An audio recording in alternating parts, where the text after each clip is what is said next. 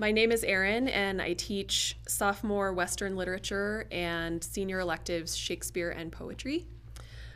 Most of the mainstreamed ESL kids I teach are in my Shakespeare and poetry classes. I generally don't teach them as sophomores. Sometimes freshly mainstreamed ESL students are hesitant about speaking up in class. They're shy about performances, they're shy about class discussions, they're shy about group work, anything that involves thinking fast on their feet and coming up with articulate sentences quickly is difficult. Keeping up with fast-paced reading schedules with complete comprehension of the material is difficult. I would say also polishing their writing skills. There are always going to be some small grammar issues that no matter how many times we go over it, is difficult to fix because they're so ingrained. Some strategies that work well for me for working with freshly mainstreamed ESL students in the classroom are setting really clear expectations about what they need to say in discussions or in performances or presentations so that they have enough time to prepare ahead of time, which leads into my second point, which is preparation is important.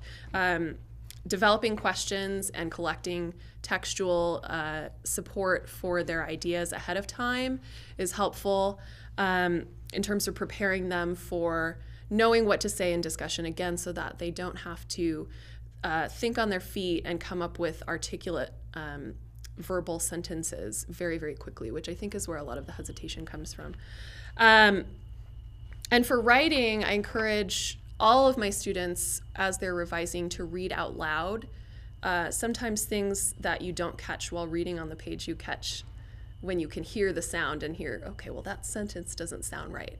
But reading it out loud to yourself or to somebody else can help with that. My mainstream ESL students bring a diversity of cultural perspectives to the classroom and to the concepts that we're discussing. They often interpret the language in a fresh way or find details that some of the other students or the native speakers in the class don't find that will broaden our perspective on the readings or the literature that we're discussing. Because I teach Shakespeare, many freshly mainstreamed ESL students are afraid to take Shakespeare because it's hard and they think they can't do it. But I've actually found that more of my mainstreamed ESL students are better able to comprehend the language in Shakespeare than are my native students because they have the skills of learning a new language. They're using them on a daily basis.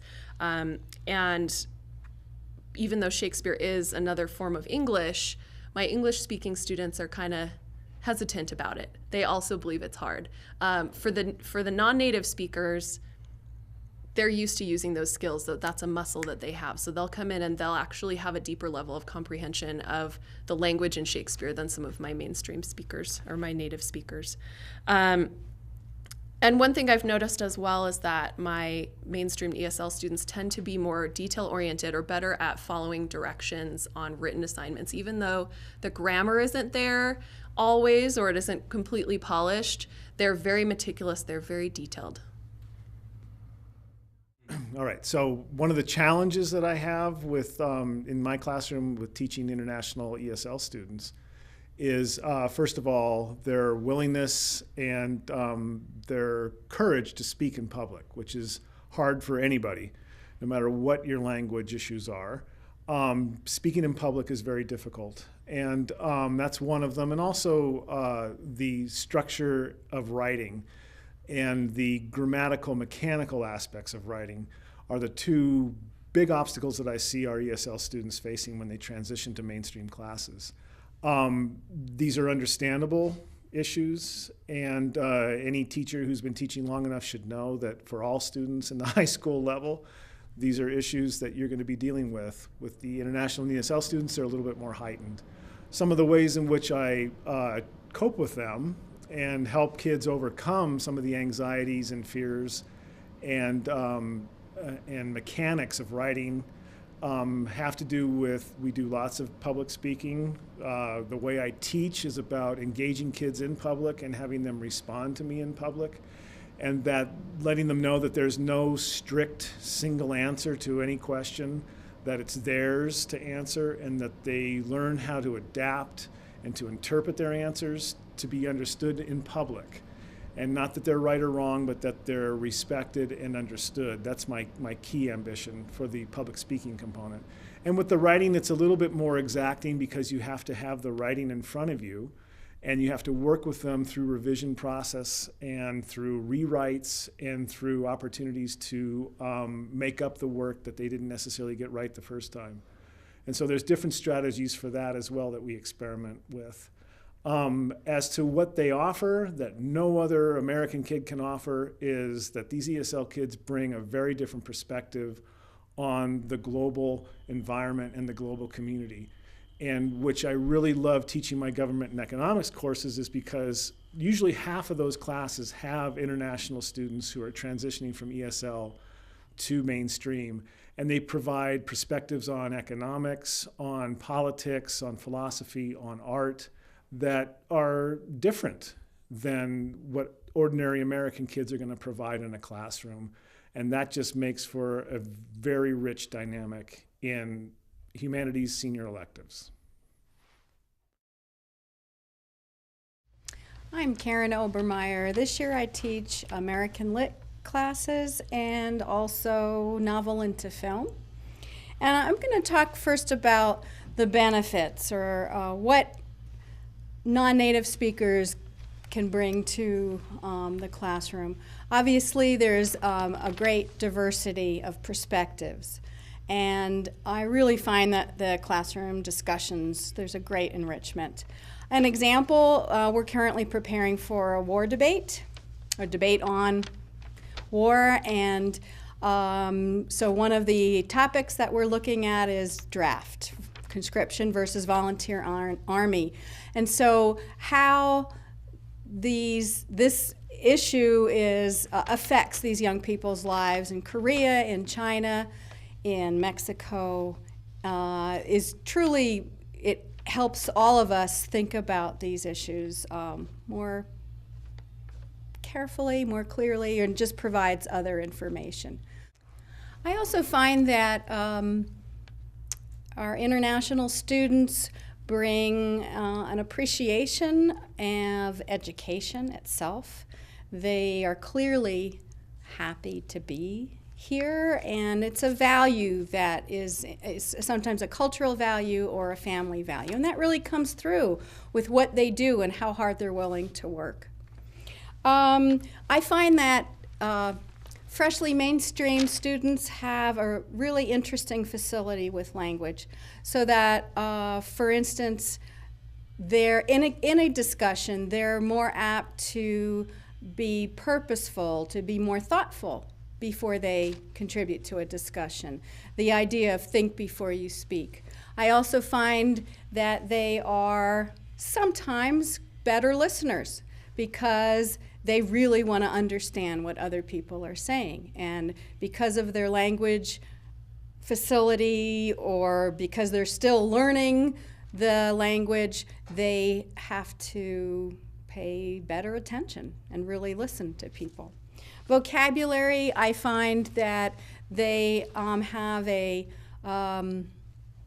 good facility, actually good strategies that they can teach other students, techniques, how to learn vocabulary. It's something that they're doing all the time. Written language, I find that non-native English speakers, writers often have they're more apt to be organized in their ideas, and they present their ideas more clearly. Let me talk a little bit, and just about writing.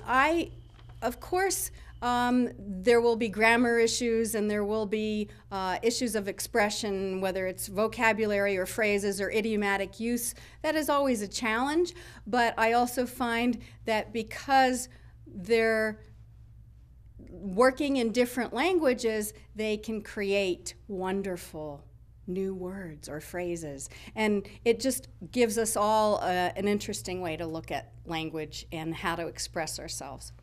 Some of the challenges. I think in a classroom, a teacher, the way to deal with non-native speakers, it really it reminds us of best practices for any kind of teaching and learning. So this applies to all students. And so one of the things that I found is formal presentations. This is a real challenge for many students, certainly for a lot of non-native speakers, so that I always encourage them to practice and to practice with me ahead of time. This helps them with their pronunciation. This helps them get a better grasp of the information, their material, so that they've done research, but they also actually understand what they're talking about, and they're not just kind of reading off of a piece of paper. Another way that I think really encourages students of all levels and of all language capabilities to participate is to ask them at the beginning of the school year, what do you think? And so this would be, of course, applicable especially for non-native speakers, but what do you think will be your challenges this year? And so an example might be this reservation or concern about speaking in a big group discussion. One way that you could work with the student is to challenge them literally, okay, so speak up once a week, just once during class.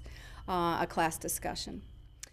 And I guess the other thing that I would say is to really try to find out where each student's talents, interests lie, and to find ways to engage those and help use those talents and skills in processing any kind of information. So an example, in the American Lit class, we did summer reading. We read Toni Morrison's novel Mercy, and students had to do choose a theme and do a display and then talk about that display. And those displays could be of any type of medium, so that a student has the means to kind of use what they're best at to express their ideas about a theme.